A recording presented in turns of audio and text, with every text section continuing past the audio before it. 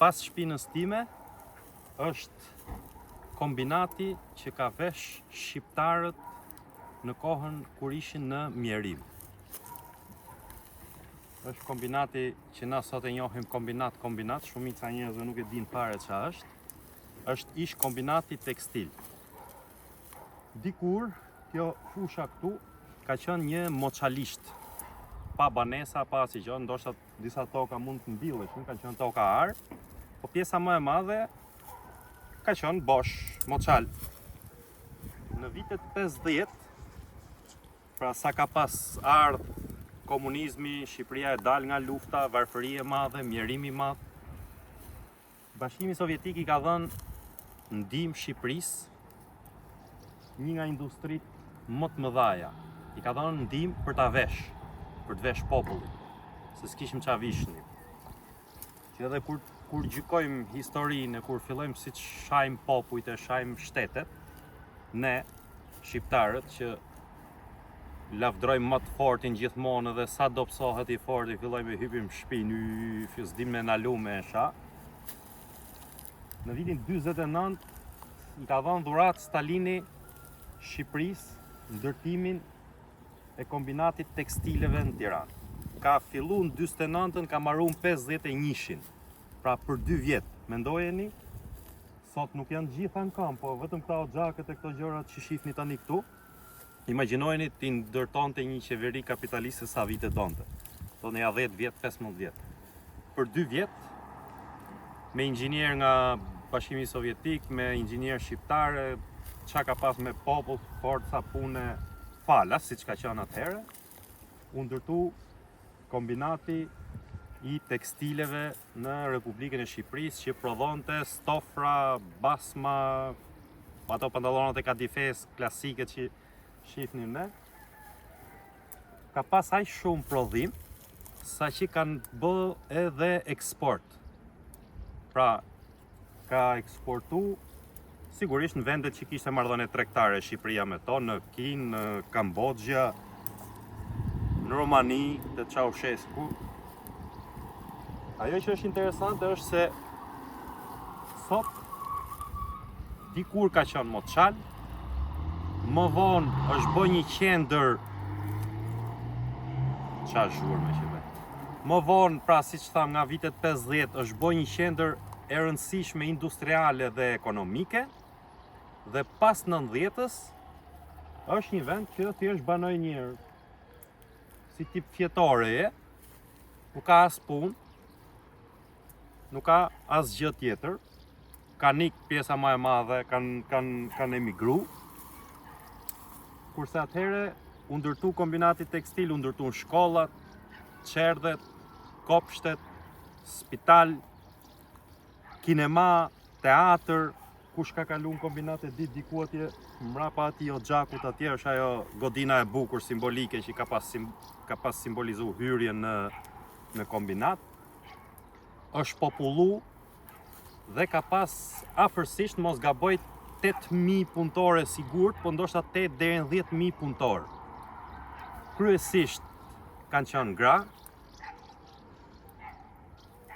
punonin, kishin aktivitete kulturore. Pra ju e dini që unë e kam thënë vazhdimisht që për mua i regjim, sistemi diktatorial, është i dënushëm, por që unë nuk jam si të gjithë tjerët që ta zeroj.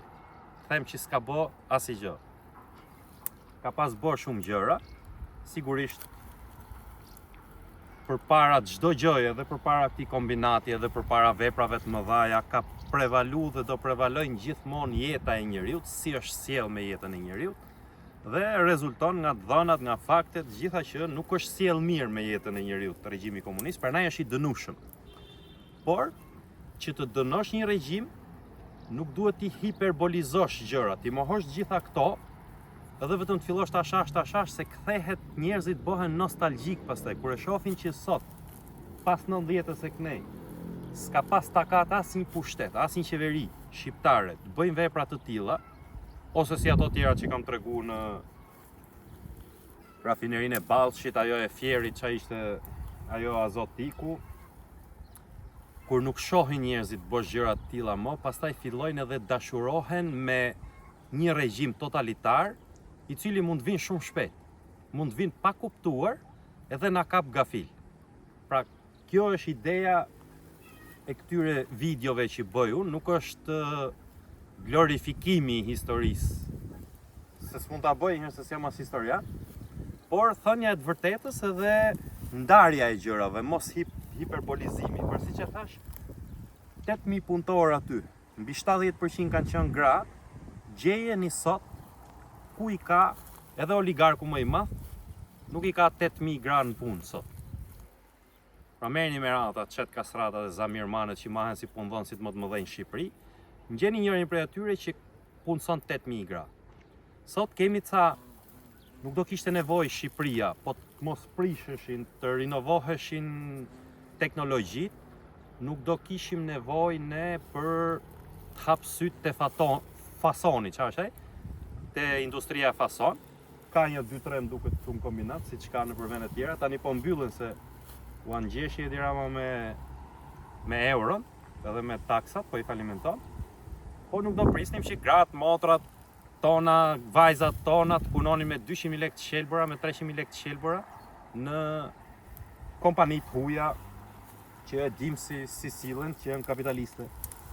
Pra kjo është historia e kombinatit nga Molçal në qendër industriale dhe sot në një fjetore. Thjesht këtu flej njerëz, po të shkosh tani në aty ku ka qendrën, kombinati, dikuj këtu më duket i bika, po të shkosh atje gjen një 200-300 pleq atje që luajnë domina, edhe nuk gjen asgjë tjetër, nuk ka punë, është godit rënd nga tërmeti 2019-ës, kombinati, dhe akoma nuk ka mbaru sistemimi i familjeve në për shtëpi. Për qeverinë është mbyll, me propagande, me letra, por në terren, ato pallatet atje janë bë tani, sa janë 4-5 pallate që janë bë atje, kanë fillu me u fut disa familje, por pjesa më e madhe është akoma e rënuar, po të hysh e shef si një qytet fantazm, lagjet e sipërmeve dhe lagjet e poshtmeve që është një treg fshatarësh aty, godinat braktisura, me siguri e kanë nda për në oligark, por që çfarëdo që të bëjnë këtu, lavdia e dikushme këti nuk i kthehet më, këti kombinati këtu. Kombinat si që ka emrin tani, se i ka ngel kombinat, quhet kombinat këtu, edhe si zonë e banuar, por i ka mbet prej ish kombinatit të tekstileve, që veshi shqiptarët e pa veshur nga mjerimi, nga varfëria. Pastaj andej ikën rruga është rruga e vjetër për ndrosh, cop, ta që kanë bërë rrugët që shojmë rrugët gjitha ne, rruga që lidh kombinatin me plepat në Durrës, ku del kjo, është cop. 700 herë ka inauguruar Janvelia, gjoja ka po punë, 0. Nja 3-4 herë Rama me Ballukun, 0. Pra këta që s'bëjnë dot një rrugë këtu 30-40 km sa është kjo, dalin e bëjnë reklama se kemi bë vepra madhore, kujdun që janë shem edhe ato e kemi pa. Pra kjo është ajo që desha të them, të theksoj këtu, do të bëj vazhdimisht nga këto videot. Kjo nuk është glorifikimi i historisë së regjimit, por ne du të kemi kujdes shumë edhe kur shajmë edhe kur kritikojmë, sepse do i kthejmë njerëzit të pranojnë në një regjim, si që kemi aktualisht, edhe i mandat do ky edhe pastaj merr formë absolute si regjim.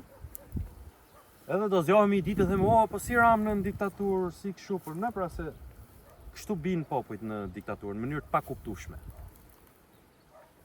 Kam dalë mi kodër këtu ku po bëj video, ndola për qef, nxora fëmit edhe porria dhe mu kujtu kjo historia e kësaj. Mos harroni, ka mbaru për 2 vjet, ka punësu 8 deri në 10.000 punëtor, kryesisht gra, e ka bëj një qytet nga e para. Me që jemi duke hyrë në Europë, si që thonë ta po hymë në Europë, I keq ai Stalini, i keq ajo regjimi sovjetik, kush të falte një qytet. Se Shqipëria s'ka pas takat, nuk ka pas as buxhet, nuk ka pas as si lloj mundësie me ndërtu këtë. Ka fal një qytet me prodhim, pra një qytet industrial. Gjeni ta miq që kemi sot, na kanë bënë një qytet, na ka bënë njëri në qytet. Kështu që nuk jam pro rus, jam pro perëndimor. Që ta dini edhe këtë. Miru paf.